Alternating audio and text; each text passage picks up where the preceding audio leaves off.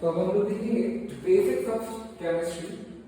तो देखते हैं फंडामेंटल देख लेते हैं, जैसे एटॉमिक नंबर क्या होता है, एटॉमिसिटी क्या होती है, वैलेंसी क्या होती है, ऑक्सीडेशन स्टेट कैसे निकालते हैं, बेसिक्स देखते हैं, ठीक है केमिस्ट्री। जैसे अभी हम लोग देखते हैं, पहली चीज देखेंगे केमिस्ट्री की एटॉमिक नंबर क्या होता है।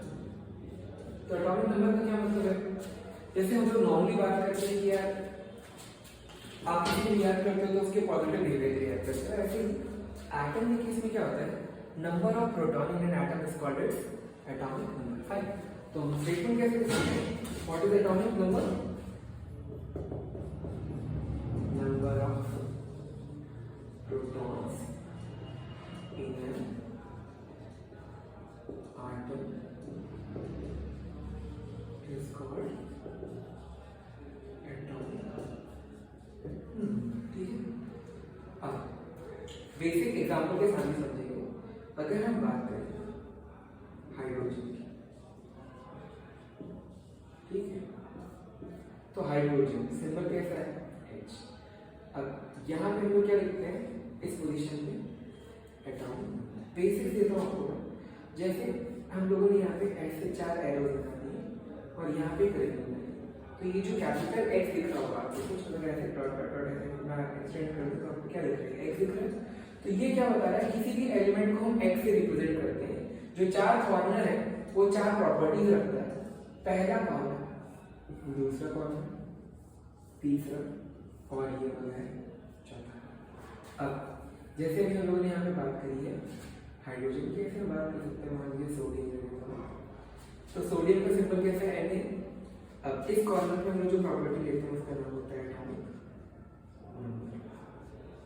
ठीक, अब यहाँ पे जो पार्ट होता है हम लोग बोलते हैं नंबर ऑफ एटम्स।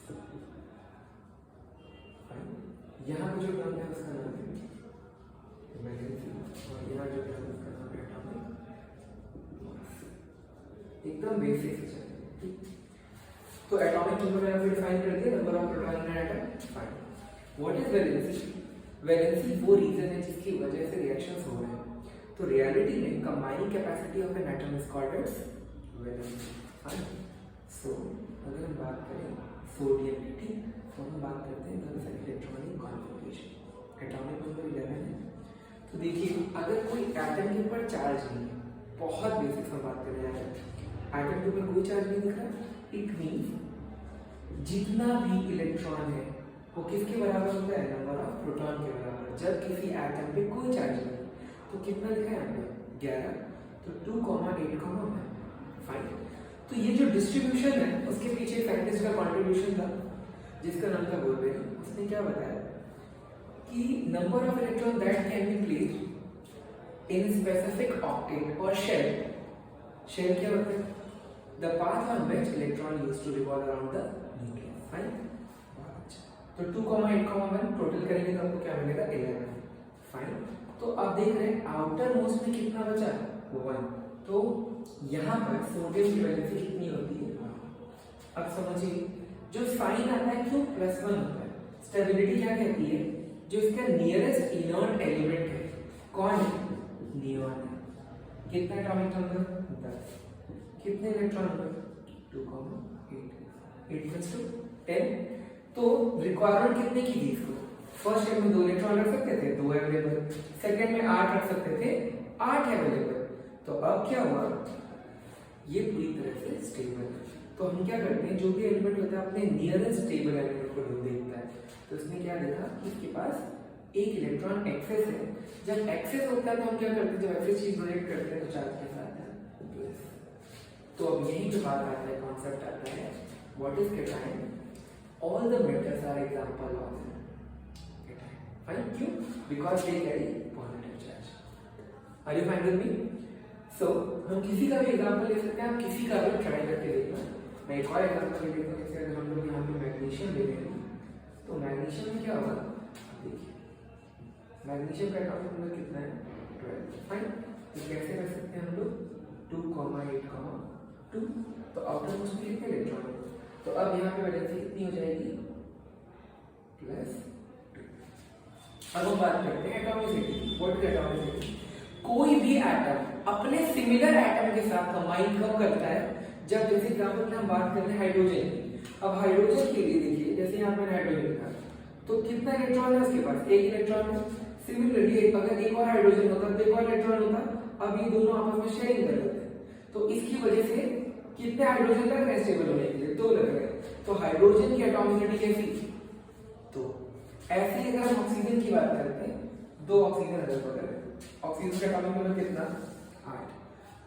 तो डिस्ट्रीब्यूशन कैसा, 2,6। तो कितने इलेक्ट्रॉन होंगे, 1 2 3 4 5 6। सिमिलरली 1 2 3 4 5 6। चाहिए कितने, 8 चाहिए थे आउटर मोस्ट में इसके, 8 होने थे कितने हैं, 6 हैं। तो अब ये क्या करेगा, इससे बॉन्डिंग कर लेगा, बॉन्डिंग करा तो क्या होगा, O2 लिखते हैं हम लोग। इसीलिए ऑक्सीजन कैसे स्टेबल होता है, जब एक ऑक्सीजन दूसरे ऑक्सीजन एटम से कंबाइन करता है तो नंबर ऑफ एटम कितने लगे, 2। इसीलिए इसे क्या बोलते हैं, diatomic. What is the atomicity of oxygen, it is 2। Neon की बात करते हैं तो नियॉन में हमारे पास एटॉमिक नंबर 10 होता है। तो डिस्ट्रीब्यूशन कैसा है, 2,8। फाइन। तो जो 2,8 है ये क्या बता रहा है, फर्स्ट शेल में 2 लोग की रिक्वायरमेंट थी, 2 है। सेकंड शेल में 8 की रिक्वायरमेंट है, तो 8 है। तो अवेलेबिलिटी 8 की है, तो 8 - 8 is 0। इसीलिए ये मोनो एटॉमिक है। आया समझ, मोनो का मतलब होता है किसी भी एटम को वो सेल्फ कैपेबल है, उसको एक्स्ट्रा एटम की जरूरत नहीं। आया समझ। अब हम बात करते हैं atomic mass. What is atomic mass, atomic mass का मतलब होता है sum of proton and neutron in a atom. It is called atomic mass. So ये बेसिक मैंने आपको बताया, जो क्लास 8 9 में आपने पढ़ा होगा कि एटॉमिक नंबर क्या होता है, एटॉमिक मास क्या होता है, फिर नंबर ऑफ एटम क्या होता है, वैलेंसी क्या होता है। वैलेंसी का स्टेटमेंट होता है combining capacity of an atom. Fine. So dear student, come with your doubts and जो भी टॉपिक आपको लगता है कि क्लास में नहीं समझ में आ रहा है, आप प्लीज कमेंट सेक्शन में उसे लिखिए ताकि मैं बेस्ट कंटेंट आपको दे सकूं। And all the best, keep learning.